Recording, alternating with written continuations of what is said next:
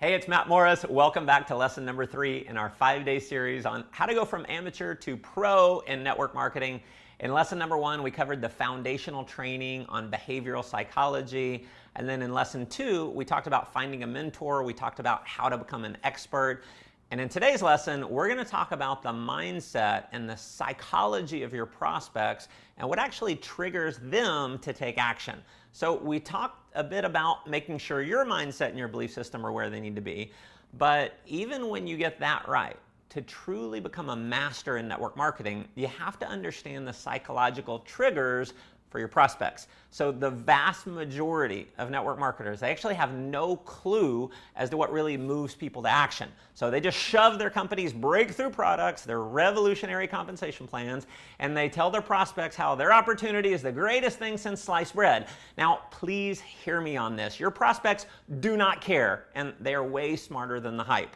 At least the ones that you want in your organization. They're smarter than most of the bullshit that average network marketers try to ram down their throat. So as the late Stephen Covey says in 7 Habits of Highly Effective People, you want to seek first to understand and then to be understood. So as we covered earlier in principle number 1 on beliefs, see, people do things. They take action because of feelings. They take action because of motivation. So to effectively sign up prospects, you want to understand how motivation is created in the first place, because what's motivating for you may not be what's motivating for the people that you're prospecting. So I want to give you what I consider to be the core of how motivation is created. So let's talk about motivation.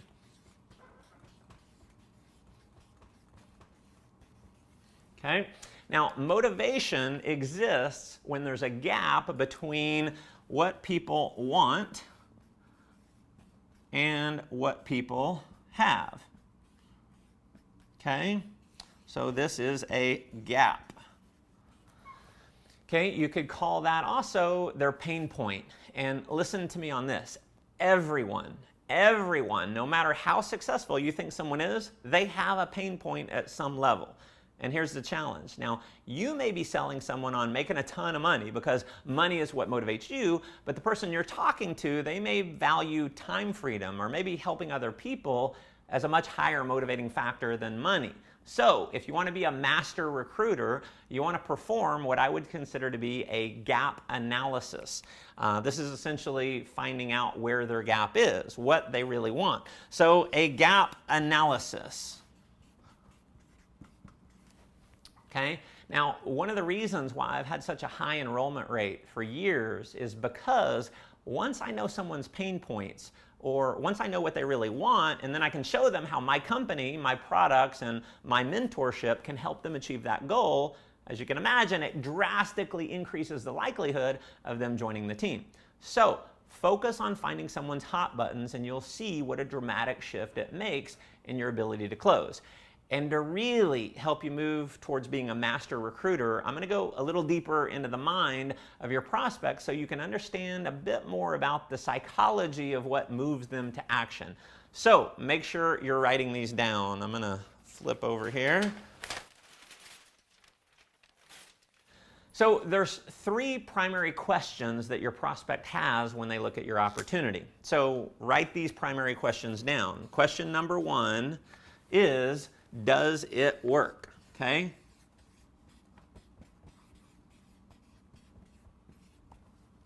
Okay? So we've become a pretty skeptical society, especially as it relates to network marketing. So most people want to see proof that people are actually having success in your company. So this is especially true if you haven't made a lot of money yourself. They need to see evidence.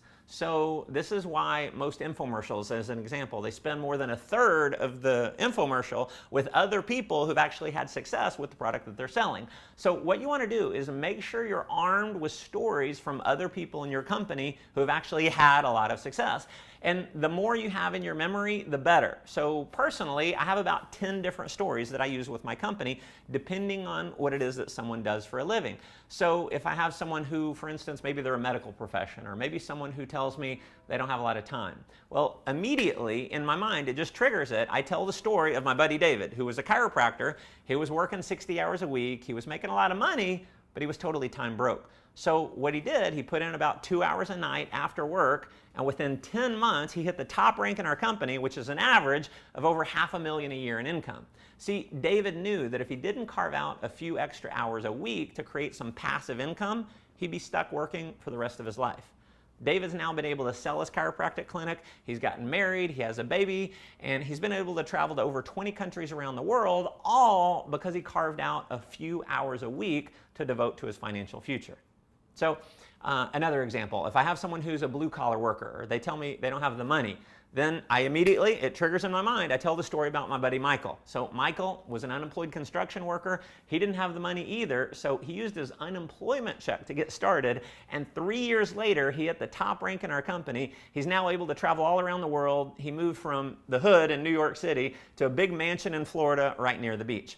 See, because of this question, it's also important to let them know how well your company is doing. So your presentation, it should mention the size of your company, any accolades, anything that establishes credibility so they see that it's not some fly-by-night operation. So essentially proof that the company is good and there's a lot of people having success. Now this allows them to believe that they can achieve success. At least it's one of the factors. So question 1 is important, but it is nowhere near as important as the primary question number 2. So primary question number 2 is, can I do it? Can I do it? So listen, you may have the greatest product, the greatest compensation plan, you may have lots of people making money, but none of that matters if they don't believe they can do it themselves. So this is actually the number 1 most important question they have in their mind, and it's the number 1 reason why they don't get started. They just don't believe they could be successful doing what you're doing. So this is where you have to point to a system of doing business. How their job is not to be a salesperson, but to simply take people on an information tour guide to educate others on your program. So if I'm ever showing a video presentation of my company, I always tell them when I hit play on the video, I always say this. I say, pay attention to what I have to do here to explain this to you. And then I kind of overemphasize the pushing play on the video. So if I'm ever doing a live presentation where other team members, maybe they've invited their guests, then I ask the guest, I say, can you do what the person who invited you here is doing right now? See, realize 95% of the people in the world do not like to sell. Most people would rather eat worms than have to sell something. So I tell prospects all the time that they have to actually promise me that you won't go out and be a cheesy salesperson when you join. Which, when I do that, it actually reassures them because they don't want to sell anyway. See, if they try and go out and explain it by themselves without following a system or without using sales tools, then the people they show it to are not likely to enroll because they think they have to go sell. So, if you have people on the fence, realize what's holding them back.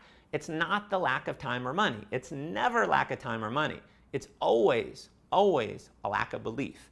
So one thing I've done countless times to get people off the fence is, just being able to look at them in the eyes and tell them, John, you can do this. The simple fact of you telling someone that you believe in them, in many cases, that's going to get them to believe in themselves, and that's going to get them off the fence. Now, the third primary question that people have, so number 3 is, will you help me? Will you help me? A lot of people have done network marketing before and they never got proper support. So you need to let them know that you're going to be there for them. Also, for the people who've never done network marketing before, this is totally new for them. They're going to have a lot of uncertainty, and honestly, it's pretty scary for a lot of people because of a lot of the preconceived ideas that most people have about network marketing. So while you definitely do not want to give them the impression that you're going to do all the work for them, you can say things like, listen, when you get started, I'll take you by the hand and I'll walk you through every step of the way. You will never suffer from a lack of support with me because you make money, I make money. So consider me your business partner, and I will promise you this, you'll give up on you before I'll give up on you. So that script, I mean, if you want to watch this video over and over, memorize that script. You can make a lot of money with that. Now, by understanding that these are the 3 main questions that prospects have, does it work? Can I do it? Will you help me? And then when you combine that with finding out your prospect's why for doing the business, those two concepts alone should easily more than double your closing percentages. Now, of course, sponsoring someone in your business means nothing unless you actually get them into action immediately. So once you enroll someone, there's a whole different level of psychology that comes into play to actually get them out taking action that most network marketers are actually completely clueless on.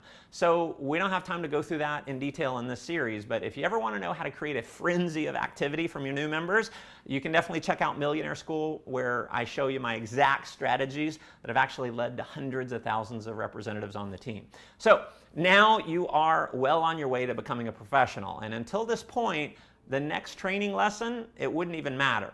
But now that you're actually getting your beliefs aligned with becoming a pro, you're modeling a proven mentor, you understand the psychology of your prospects, you need to know the top secrets of how professional leaders in network marketing close their prospects. So listen, leaders don't get to the top of the mountain by falling there. There's a reason professionals reach the level of success they do. And in the next video, I'm going to teach you a few of the top strategies on how to close with power, with confidence, and with certainty like a pro. I'll see you tomorrow.